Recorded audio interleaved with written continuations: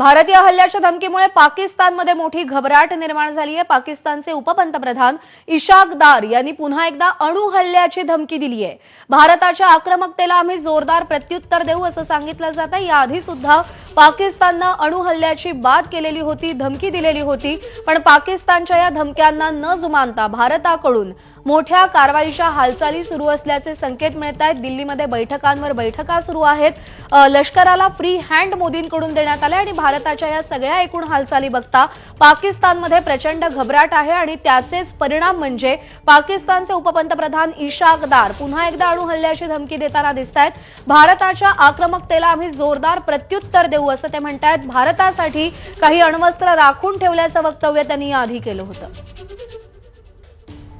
We are vigilant, we are watching everywhere. And I said earlier that we are watching their moves and what they are doing and their plans in all domains.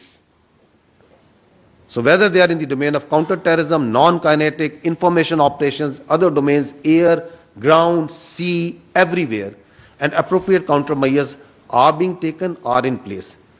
And there will be defeating and decisive responses. All the appropriate measures are in place. The response, as the Honorable Deputy Prime Minister said, will be befitting, it will be decisive and assured.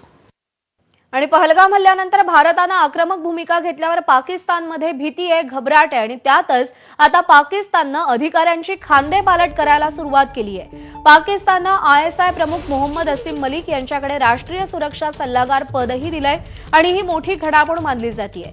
Pahalgam हल्ल्यामागे आयएसआयचा हात असल्याचे पुरावे भारताकडे आहेत आणि त्यातच पाकिस्ताननं ही मोठी जबाबदारी आयएसआय प्रमुखाकडे दिल्यानं भुवया उंचावलेल्या आहेत।